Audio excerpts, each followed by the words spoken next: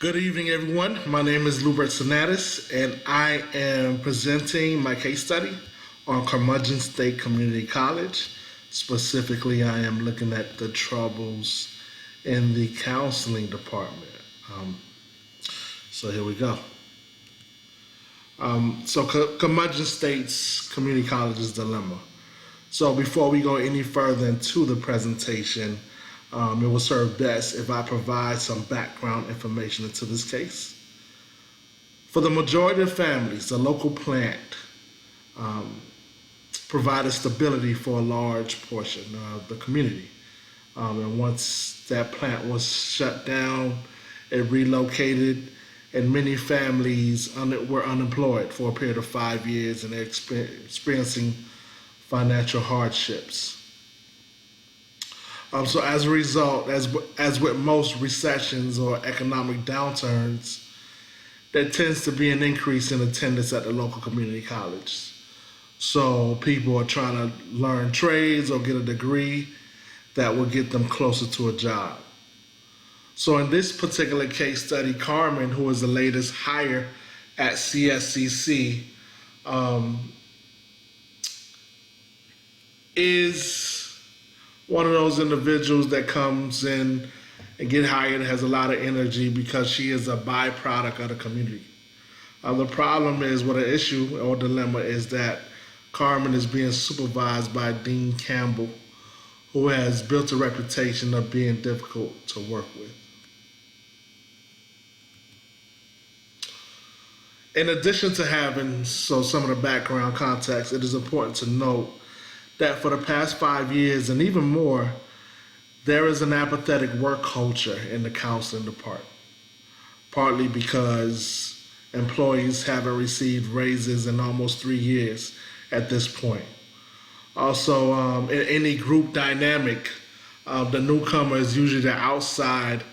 Is usually the outsider has to earn their right to be fully integrated into the group. So there's some time for Carmen to prove herself to the working group. But what is relevant is that she has a deep commitment to the community, and she helps some of her students by speaking in their language and speaking Spanish to support them through their endeavors. So I thought that was really telling of her personality and her commitment to the students at the community college.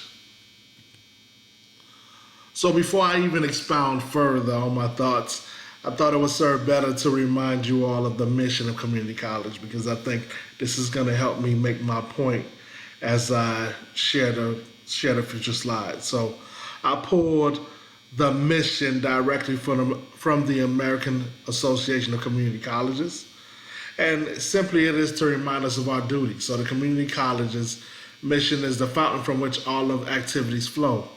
In simplest terms, the mission of the community college is to provide education for individuals, many of whom are adults.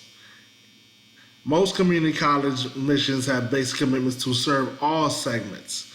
So I voted all because I think it's important that we can't cherry pick who we want to work with. We just have to serve everybody everyone who is in the confines of our community through an open access admissions policy that offers equal and fair treatment to all students. Again, a comprehensive educational program, also serving our community as a community-based institution of higher education. We have a commitment to teaching and lifelong learning. So I thought this was apropos to the points I'm about to make soon. So my interventions and suggestions for decreasing the bullying that's happening at CSC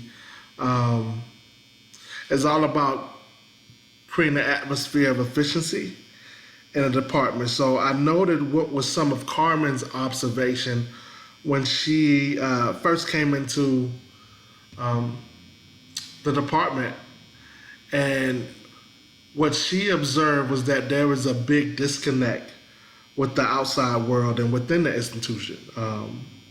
So I thought that it would be better if we narrow that gap of empathy because Carmen does realize that her colleagues are unaware of what is happening locally. Um, and so because Carmen's colleagues has informed their boss, uh, well, Carmen's colleagues have informed her of the nature of their boss, then that means there is a spirit of complacency in that department and no one is trying to make the working situation better. They are simply just trying to survive each working day, which lowers the morale of the department as highlighted in the survey, the in-house survey, and they cannot serve the students efficiently in this manner. Um, it is also what I also observed after reading the case study is that Carmen is new to the professional world. So with any people that's just new and want to try stuff out, there are a lot of innovations, but she gets stifled. Her imagination and her lust to try new things gets stifled by her boss, who I think is displaying some insecurities about his abilities to lead for whatever reason. Um, but there is what I find that what makes Carmen special is that the theme throughout the study is that she has this undying commitment and passion for her people. And this is demonstrated when she writes her 10-page manifesto on how to improve services for students. So she listed concrete action steps and provided budgets. But nonetheless, Dean Campbell just berated her for her commitment to the students. So these are all observations that I've noted through reading the case study. So here are my recommendations, and all my recommendations come from my experiences working in both the community college setting and the nonprofit, working with high schools across the country. So my recommendations for CSCC comes from serving as a trainer for the last 7 years and taking a certification course in human resources about 7 years ago as well. However, I thought that I should note, in an effort to combat the bullying that exists in this department, is to intentionally create an atmosphere of inclusion immediately upon hiring. And what I mean by that, in my organization, as soon as we have a new hire, an email is sent org-wide informing the entire team of who's the newest addition to the team.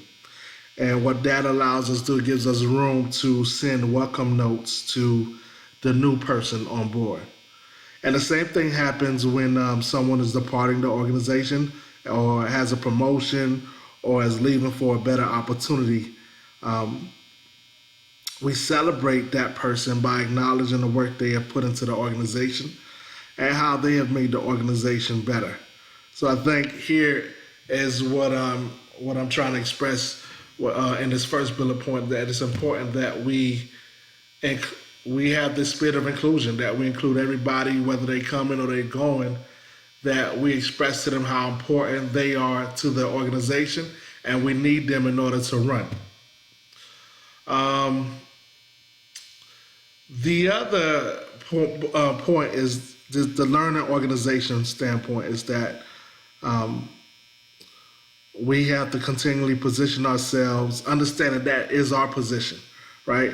So we are a learning organization, so we're continually learning. We haven't perfected anything. So we have to remind ourselves that individually we are lifelong learners, but we must hold our organizations in the same regard. So that's why I put that CSCC should embrace their position as a learning organization to provide resources to make every colleague in the department aware of their current status.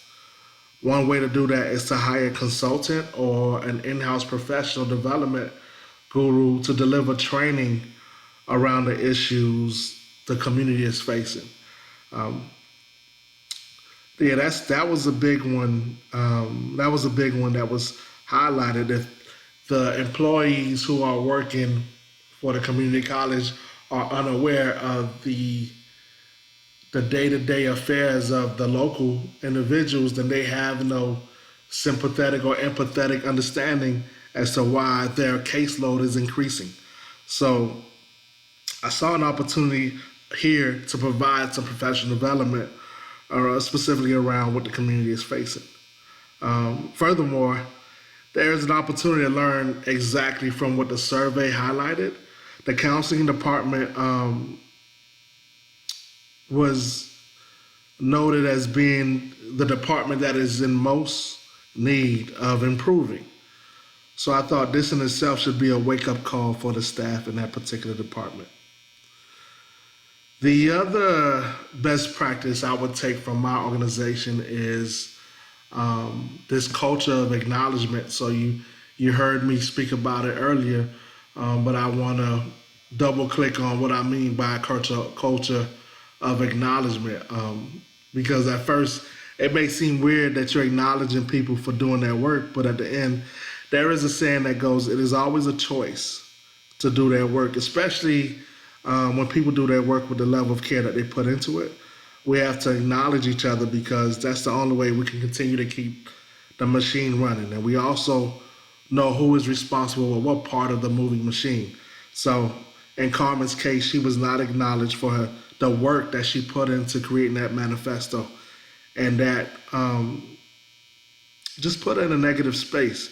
And I think it just does a disservice to the organization when we can't acknowledge that people put in work, put in endless amount of effort to make things better. I don't think anyone does anything to not improve the current state of the organization. So that was a missed opportunity by Dean Campbell. The other best practice is instituting a quarterly performance dialogue.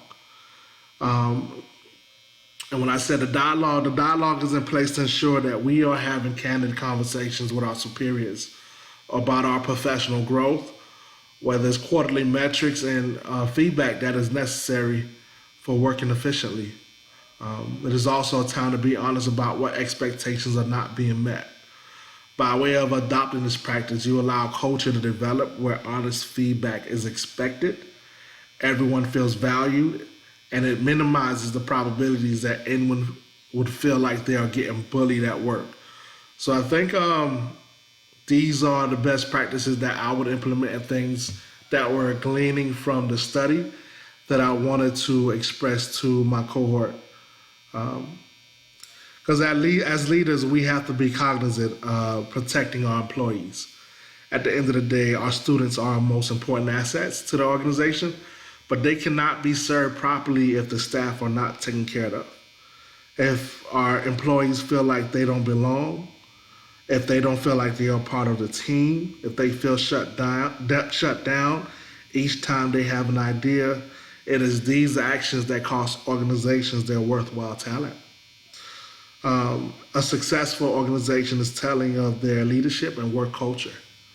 As Maya Angelou once said, people will forget what you say, people will forget what you did, but people will never forget the way you made them feel. And that is what our power is as a leader. Thank you. If you have any questions, email me at losen1@morgan.edu. Thank you for your time.